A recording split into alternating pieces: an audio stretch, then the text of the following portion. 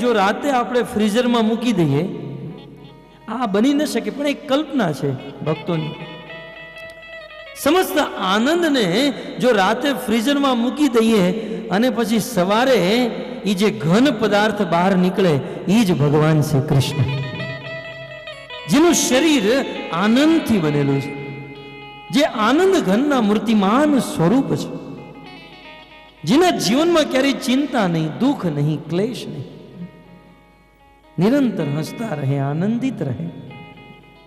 તો વેદ વ્યાસજી કહે છે ભગવાન શ્રી કૃષ્ણનું સ્વરૂપ સતચિત અને આનંદથી બનેલું છે. સચ્ચિદ આનંદ રૂપાય. બહુ સુંદર સ્વરૂપ છે. પણ આ સંસારમાં જોવામાં આવે છે અમુકનો દેખાવ બહુ સુંદર હોય, આમ બહુ રૂપાળા હોય, જોવામાં સુંદર લાગે, પણ એનામાં શક્તિ ન હોય, સામર્થ્ય ન હોય. માટે આપણે વેદ વ્યાસજીને પૂછીએ કે તમે જેને ભગવાન માનો છો એ સુંદર તો છે, પણ એનામાં સામર્થ્ય શું છે? તો વેદ વ્યાસજી પ્રથમ શ્લોકમાં કહે છે સચ્ચિદાનંદ રૂપાય વિશ્વપત્યાદિહેતવે. ભગવાનનું સામર્થ્ય શું છે કે છે વિશ્વપત્યાદિહેતવે. ભગવાન આ સૃષ્ટિના સર્જનહાર છે, ભગવાન આ સૃષ્ટિનું પાલન કરવા વાળા છે, અને ભગવાન આ સૃષ્ટિનું સંહાર કરવા વાળા છે. હવે આની કરતા મોટું સામર્થ્ય ક્યાં જોવા મળે? જેઓએ આખા બ્રહ્માંડનું નિર્માણ કર્યું છે કે છે ઈશાવાસ્યમિદમ સર્વમ યત્કિંચિત જગત્યામ જગત તેન તક્તેન ભુંજીતા માગૃત કસ્ય સ્વિદ્દનમ. પ્રલય પછી ભગવાન શ્રી વિષ્ણુના રોમ રોમમાંથી કરોડો બ્રહ્માંડ પ્રકટ થાય છે. આ સૃષ્ટિ, આ જગત ઉપનિષદમાં લખ્યું છે ભગવાનના શરીરમાંથી પ્રકટ થાય છે. ઈશાવાસી ઇદમ સર્વમ. ઇદમ સર્વમ આપણે જે કાંઈ પણ જોઈએ છે ઈશ આવાસ્ય ભગવાનની અંદર વાસ કરે છે. અને સૃષ્ટિ વખતે આ ભગવાનમાંથી પ્રકટ થાય છે. ઈશાવાસી ઇદમ સર્વમ. તો આ સૃષ્ટિના સર્જનહાર, આ સૃષ્ટિને પ્રકટ કરવા વાળા છે ભગવાન કૃષ્ણ. એટલું જ નહીં, આ સૃષ્ટિનું પાલન કરવા વાળા ભગવાન કૃષ્ણ. કારણ કે સૃષ્ટિ બનાવ્યા પછી જો ભગવાન આનું પાલન ન કરે તો આ સૃષ્ટિ ચલાયમાન ન બની શકે. આજે ભગવાનની કૃપાથી આપણને આ શરીર પ્રાપ્ત થયું, આજે ભગવાનની કૃપાથી આપણને બુદ્ધિ મળી, ભગવાનની કૃપાથી આંખો મળી, કાન મળ્યા, અને એ જ ભગવાન પરમાત્માના રૂપે આપણા હૃદયમાં બેઠા છે, જે આપણને શક્તિ આપે છે આ સંસારના કાર્યો કરવાની. તો ભગવાન આ સંસારનું સર્જન કરે, ભગવાન આ સંસારનું પાલન કરે છે. ઘણીવાર લોકોને અભિમાન હોય કે અમારા પત્ની, બાળક અને અમારા કારીગરો જે કામ કરે છે એનું પાલન અમે કરીએ છીએ. ભગવાન થોડી કરવા આવે છે. અમે મહેનત કરીએ છીએ, અમારા કારણે અમારો સમાજ, અમારું કુટુંબ જીવી રહ્યું છે. આપણે ગમે એટલી મહેનત કરતા હોઈએ, આપણે ગમે એટલું ધન કમાતા હોઈએ, પણ ભગવાન આ સૂર્ય દેવતાને જો આકાશમાં ન રાખે તો, આપણી પાસે ગમે એટલા ધન હોય પણ જો ભગવાન પાણી આપવાનું બંધ કરી દે તો, એ રૂપિયા પૈસાનું જ્યુસ બનાવીને તો આપણે પી ન શકીએ. આપણી પાસે ગમે એટલો પૈસો હોય, ધન હોય, પણ જો ભગવાન આપણને આ હવા અને ઓક્સિજન ન આપે તો, ભલે ભગવાનની કૃપાથી આપણને ધન મળ્યું, સામર્થ્યતા મળી, પણ ભગવાનની કૃપા ક્યારે પણ આપણે ન ભૂલવી જોઈએ. કારણ કે આજે પણ ભગવાન આપણું ભરણ પોષણ કરી રહ્યા છે.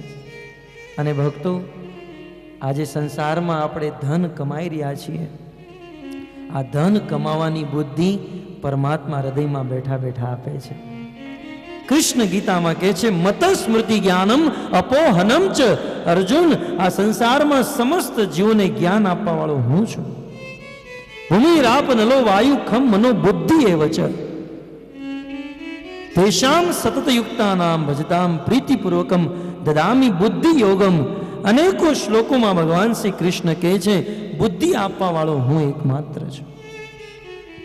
કદાચ જો ભગવાન આપણી બુદ્ધિનું ફ્યુઝ બંધ કરી દે પછી આપણને ખબર પડે.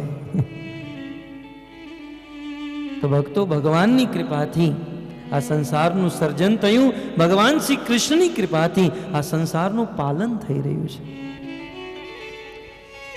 અને ઘણીવાર ભગવાન સ્વયં ડાયરેક્ટલી પોતાની જાતે સંસારનું પાલન કરે, અને ઘણીવાર ભગવાન દેવી દેવતાઓ દ્વારા, અનેકો લોકો દ્વારા, ઇન્દ્ર ચંદ્ર નક્ષત્ર દ્વારા આ સંસારનું પાલન કરાવરાવે. પણ અલ્ટિમેટ આખિર આ સંસારનું મૂળ પાલન કરવા વાળા ભગવાન શ્રી કૃષ્ણ છે. તત્પશ્ચાત આ સૃષ્ટિના સર્જનહાર, સંહાર કરવા વાળા, આ સૃષ્ટિનો પ્રલય કરવા વાળા પણ ભગવાન શ્રી કૃષ્ણ છે. એવું વેદવ્યાસજી ભાગવત મહાત્મ્યના પ્રથમ શ્લોકમાં કહી રહ્યા છે. વિશ્વોત્પત્યાદિ હેતવે. ભક્તો, અંગ્રેજો ભારતમાં આવ્યા અને અંગ્રેજોએ આપણા ભગવાનને એક સંજ્ઞા આપી, ગોડ. આપણે ગુજરાતીમાં કે હિન્દીમાં ભગવાન કહીએ તો અંગ્રેજો ભગવાનને શું કહે? ગોડ. ભક્તો, આપણે જેટલા ભગવાનને સમજી શક્યા છીએ ને એની કરતા કરોડો ગણા વધારે અંગ્રેજો ભગવાનને સમજી શક્યા છે. અંગ્રેજોએ ભગવાનને સંજ્ઞા આપી ગોડ, GOD. સ્પેલિંગ તમને ખબર હશે, GOD, ગોડ. શા માટે? એમાં પણ તત્વ છે. આ GOD ગોડ કેમ? જી નો અર્થ થાય જનરેટર, સૃષ્ટિનું જનરેટ કરવા વાળા, પ્રકટ કરવા વાળા. G for generator, O for operator, સૃષ્ટિને ચલાવવા વાળા. જી એટલે જનરેટર, O એટલે ઓપરેટર, અને ડી એટલે ડિસ્ટ્રોયર, પ્રલય કરવા વાળા. તો generator, operator, destroyer, GOD, god. કેટલી સુંદર ભગવાનને સંજ્ઞા આપી. ભગવાનને સમજી શક્યા. ભગવાન કોને કહેવાય? જે સૃષ્ટિનું સર્જન કરે, પાલન કરે અને પ્રલય કરે. તો વેદ વ્યાસજી કહે છે કે દેખાવામાં પણ પરમ સુંદર અને સામર્થ્ય પણ સુંદર. તો કદાચ આપણે વેદ વ્યાસજીને પ્રશ્ન પૂછીએ કે સંસારમાં અમુક લોકો દેખાવડા પણ હોય અને શક્તિશાળી પણ હોય, પણ એના સ્વભાવમાં કંઈ લેવાનું ન હોય, એ રૂપકડા જ હોય. આપણે નથી કે ધોળા તો ગધેડા હોય. તો શું ભગવાનમાં પણ એવું છે? તમે જેનું વર્ણન કરી રહ્યા છો એ દેખાવામાં સચ્ચિદાનંદ રૂપ છે અને એનું સામર્થ્ય વિશ્વોત્પત્યાદિ હેતવે. તો ભગવાન શ્રી કૃષ્ણનો સ્વભાવ કેવો છે? અમને સ્વભાવનું વર્ણન કરો. ત્યારે વેદ વ્યાસજી કહે છે સચ્ચિદાનંદ રૂપાય વિશ્વપત્યાદિ હેતવે તાપત્રય વિનાશાય. શું છે સ્વરૂપ? શું છે સ્વભાવ? તાપત્રય વિનાશાય શ્રી કૃષ્ણાય વયમ નમઃ. ભગવાન શ્રી કૃષ્ણનો સ્વભાવ કેવો છે? કે છે તાપત્રય વિનાશાય. ત્રય તાપ વિનાશાય. તાપનો અર્થ થાય દુઃખ, ક્લેશ. ભક્તો, આ સંસારમાં અનેકો પ્રકારના દુઃખ છે, પણ એ દુઃખનું જો વર્ગીકરણ કરવામાં આવે, ડિસ્ટિંગ્વિશ કરવામાં આવે તો ત્રણ પ્રકારના દુઃખ: આદિ દૈવિક દુઃખ, આદિ ભૌતિક દુઃખ અને આદિ આધ્યાત્મિક દુઃખ. રામાયણમાં પણ કીધું છે દૈવિક દૈહિક ભૌતિક તાપા રામ રાજ્ય કાહુ નહીં વ્યાપા. મૂળ આ સંસારમાં ત્રણ પ્રકારના દુઃખ અને આ ત્રણેય દુઃખના અનેકો પહેલું. સૌ પ્રથમ આ સંસારના દુઃખ દેવતાઓ દ્વારા પ્રાપ્ત થાય, જેને આદિ દૈવિક દુઃખ કહેવામાં આવે છે. ઘણી વાર લોકો દુઃખી હોય તો સમજવું જોઈએ આ દુઃખ કઈ પ્રકારનું છે. અને જે પ્રકારનું દુઃખ હોય એ પ્રકારનો ઉપાય પણ કરવો જોઈએ. તો આદિ દૈવિક દુઃખ, જે દેવતાઓ દ્વારા દુઃખ મળે. આપણે રાતે સૂતા છીએ અને ધરતીકંપ થઈ ગયો, ધરતી માતા આ દેવતા દ્વારા દુઃખ. નિશ્ચિંત થઈને ઘરે સૂતા છે અને જેની પાસે વધારે પૈસા હોય ને વાલકેશ્વરમાં રહેતા હોય, દરિયાના કિનારે. પણ સુનામી આવે એટલે એ જ પેલા મરે. તો અને અમુક લોકો જુહુ ગલીમાં રહેતા હોય તો નિશ્ચિંત રૂપે સાંજે સૂતા છીએ, પણ અચાનક વરુણ દેવતા કોપિત થઈ ગયા અને સમુદ્ર એની સીમાથી બહાર આવી ગયો, સુનામી આવી ગઈ, લાખો લોકો મરી ગયા. આ છે દેવતાઓ દ્વારા દુઃખ. ભૂકંપ થઈ જવો દેવતાઓ દ્વારા દુઃખ, સુનામી આવી જવી દેવતાઓ દ્વારા દુઃખ. ક્યારેક ક્યારેક અતિવૃષ્ટિ થઈ જવી, ઇન્દ્ર કોપાયમાન થઈ જાય તો અતિવૃષ્ટિ કરી નાખે, વધારે વરસાદ, અને પૂર આવી જાય અને પૂરમાં સુરત અને ગામડાઓને વહી જાય. આ છે દેવતાઓ દ્વારા દુઃખ.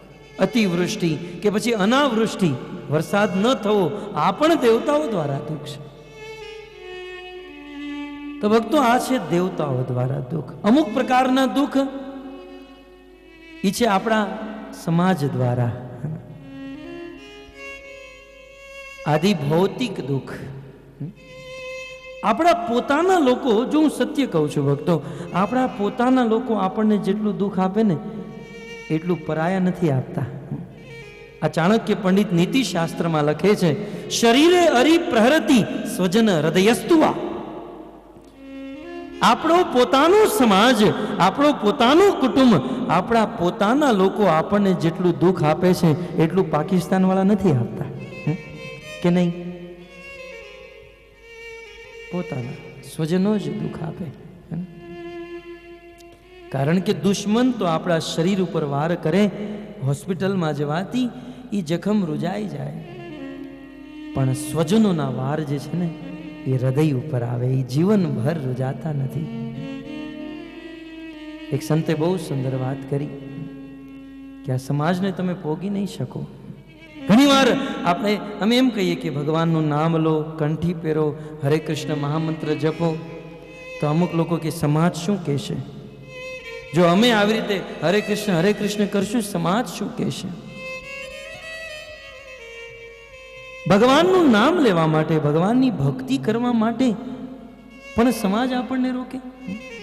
સમાજની લજ્જાથી આપણે ભક્તિ નહીં કરીએ. શું આપ્યું છે સમાજે ભક્તો? શું આપ્યું છે? સંતો બહુ સુંદર વર્ણન કરે. સમાજનો સ્વભાવ કેવો છે જાણો છો?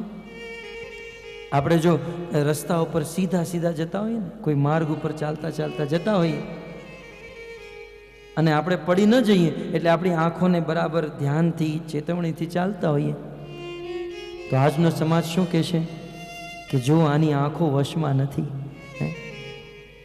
મા દીકરીઓ ઉપર કેવી નજર નાખે છે.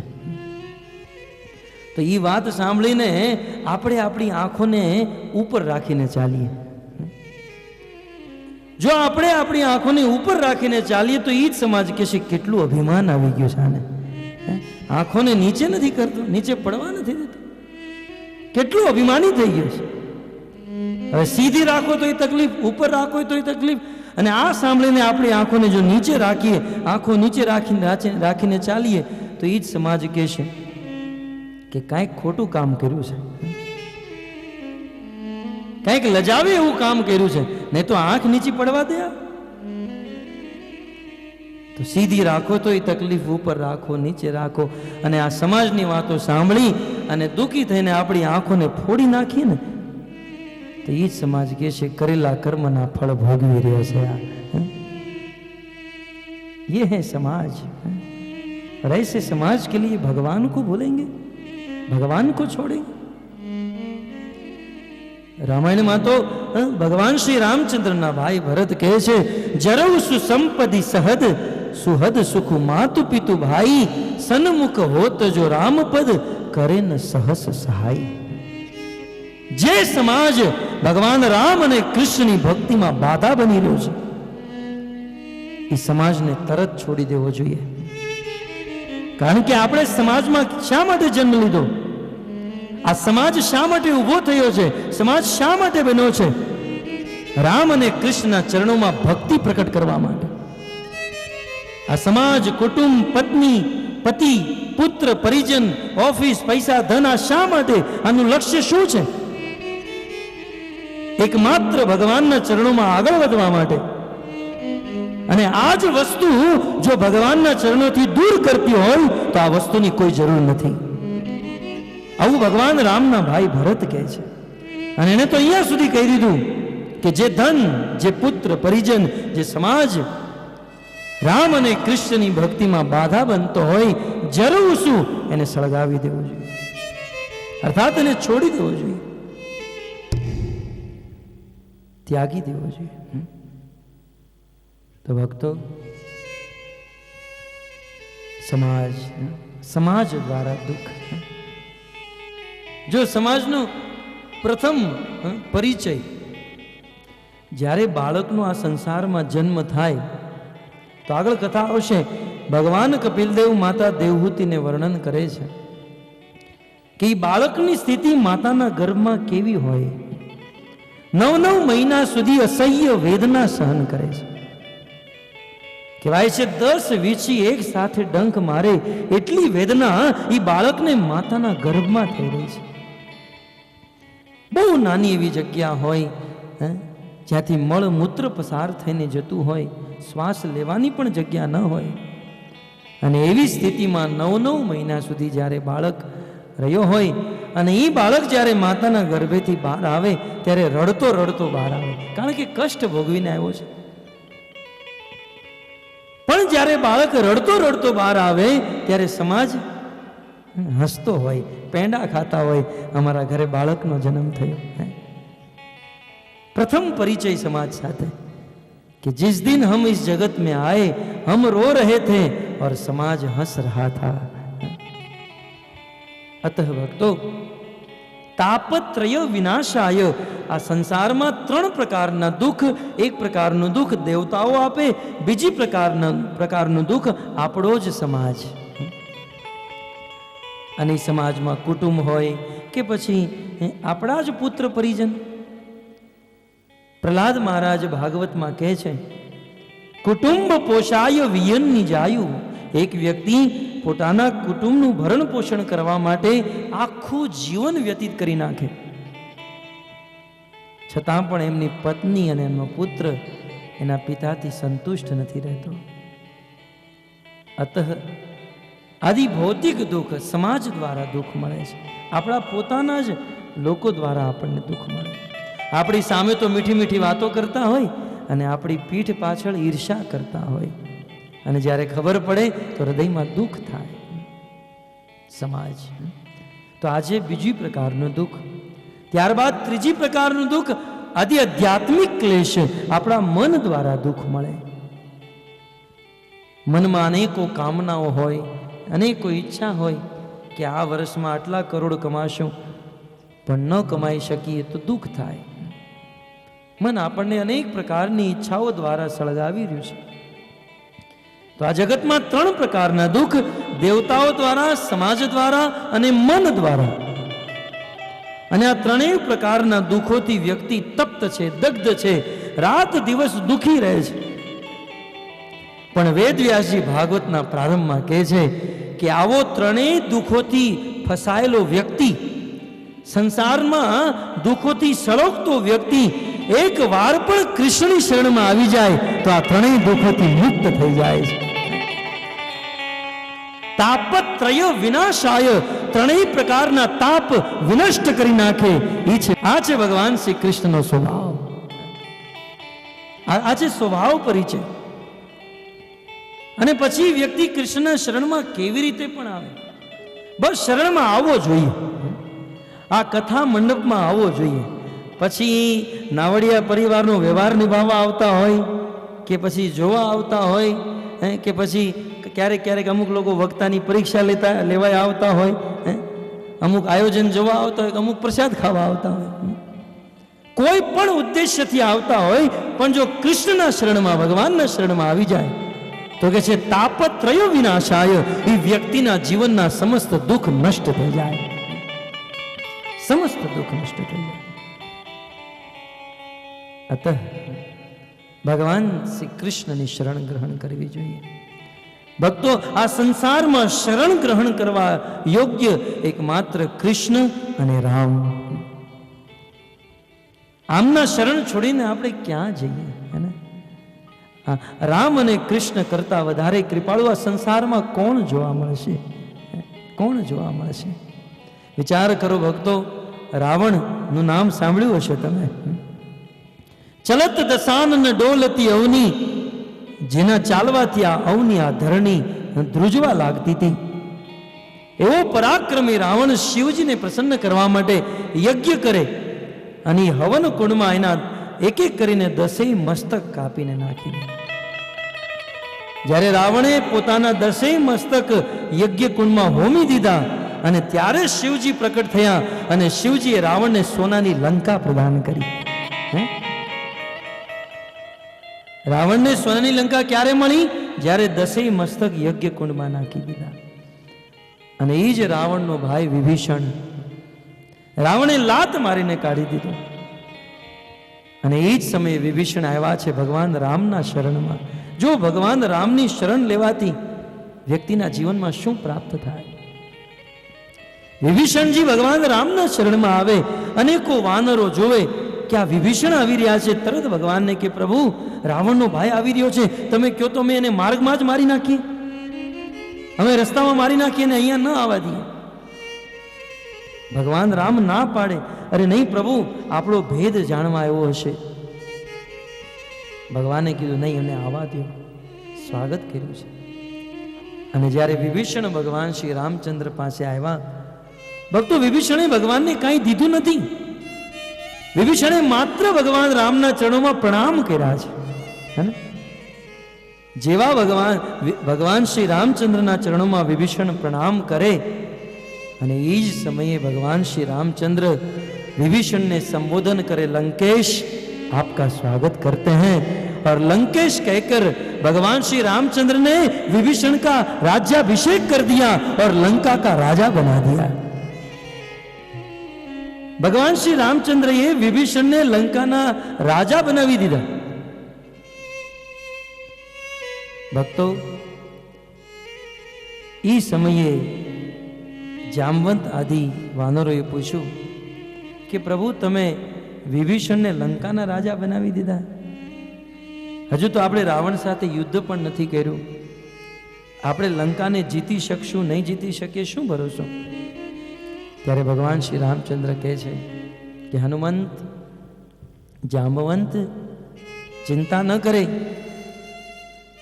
કદાચ રાવણ સાથે યુદ્ધ કરતા હું લંકા હારી જાઉં, કદાચ હું લંકા ન જીતી શકું, તો આ વિભીષણને હું મારી અયોધ્યાનો રાજા બનાવી દઈશ. પણ આ રામના મુખમાંથી જે વચન નીકળ્યું એ ક્યારેય નષ્ટ નથી થતું. ફક્ત વિચાર કરો કે રાવણને જે લંકાની પ્રાપ્તિ કરવા માટે 10 મસ્તક યજ્ઞ કુંડમાં નાખવા પડ્યા અને ત્યારે લંકાની પ્રાપ્તિ થઈ, એ જ લંકા વિભીષણને ભગવાન રામના ચરણોમાં એકવાર પ્રણામ કરવાથી પ્રાપ્ત થઈ ગઈ. આનાથી વધારે દયાળુ ભગવાન કોણ હોઈ શકે? કૃષ્ણ વિશે ઉદ્ધવજી ભાગવતમાં કહે છે, અહો બકીયમ સ્તનકાલ કૂટમ જિંગાસયા પાયત અપીય સાધવી લેવે ગતિમ ધાત્રી ઉચતામ તતોવ્યમ કમવા દયાલુમ શરણમ બ્રજેમ. પૂતના નામની રાક્ષસી ભગવાન જ્યારે 6 દિવસના હતા, કૃષ્ણ ગોકુળમાં 6 દિવસના હતા, પૂતના નામની રાક્ષસી મથુરાથી આવી હતી. એના સ્તન ઉપર કાળકૂટ નામનું વિષ લગાડીને આવી હતી.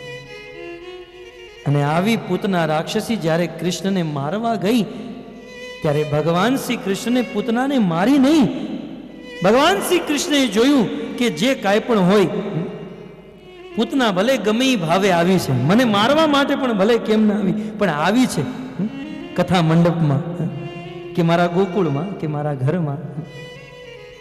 ભાવ કુભાવ અનખ આલસુ હું, ભલે સારો ભાવ હોય કુભાવ હોય, પણ આ પૂતના મારા શરણોમાં આવી છે, હું એને મારીશ નહીં, હું એનો ઉદ્ધાર કરીશ. કહેવાય છે રાક્ષસી પૂતનાને ભગવાન શ્રી કૃષ્ણએ એમના ધામમાં મોકલી દીધી, વૈકુંઠમાં. અને વૈકુંઠમાં પણ ભગવાન શ્રી કૃષ્ણે પૂતનાને પોતાની માં બનાવી લીધી. વિચાર કરો ભક્તો કે જે પૂતના કૃષ્ણને મારવા માટે આવી છે, સ્તન ઉપર કાળકૂટ વિષ લગાડીને આવી છે, એ પૂતનાને ભગવાન શ્રી કૃષ્ણે વૈકુંઠમાં મોકલી દીધી, પોતાની માં બનાવી લીધી. કંવા દયાલુમ શરણમ વ્રજેમ. આ સંસારમાં આની કરતા વધારે દયાળુ કોણ હોઈ શકે? કોણ હોઈ શકે? અતઃ વેદ વ્યાસજી કહે છે તાપત્રય વિનાશાય. ભગવાનનો સ્વભાવ પોતાના ભક્તોના દુઃખ દૂર કરવાનો છે. એક વાર પણ વ્યક્તિ જો ભગવાનના શરણોમાં આવી જાય તો ભગવાન એના ભક્તોનું સમસ્ત દુઃખ દૂર કરી નાખે. તો તાપત્રય વિનાશાય શ્રી કૃષ્ણાય વયમ નમઃ. તો એવા પરમ પરાક્રમી, પરમ સુંદર સ્વભાવવાળા ભગવાન શ્રી કૃષ્ણના ચરણોમાં અમે પ્રણામ કરીએ છીએ. બહુ સુંદર કહે છે શ્રી કૃષ્ણાય. માત્ર કૃષ્ણનું જ નામ નહીં, કૃષ્ણની પહેલા શ્રી, શ્રીનો અર્થ થાય શ્રીમતી રાધા રાણી.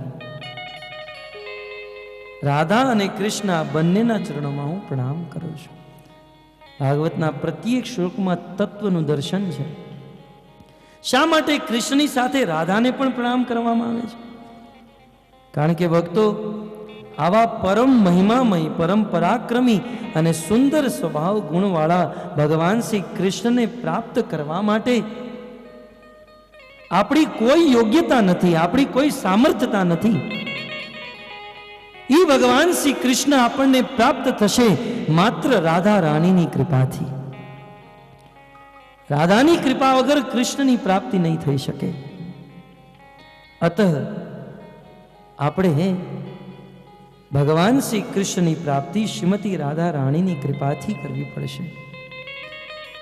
5000 વર્ષ પહેલા લક્ષ્મીજી બ્રજ વૃંદાવનમાં આવે અને એની ઈચ્છા થાય કે હું કૃષ્ણની પ્રાપ્તિ કરું. પણ બ્રજમાં રહેવાવાળી ગોપીઓએ કીધું, જો તમારે કૃષ્ણને મળવું હોય, કૃષ્ણની પ્રાપ્તિ કરવી હોય તો રાધા રાણીની શરણમાં જવું પડશે. રાધા વગર તમને કૃષ્ણ નહીં મળે.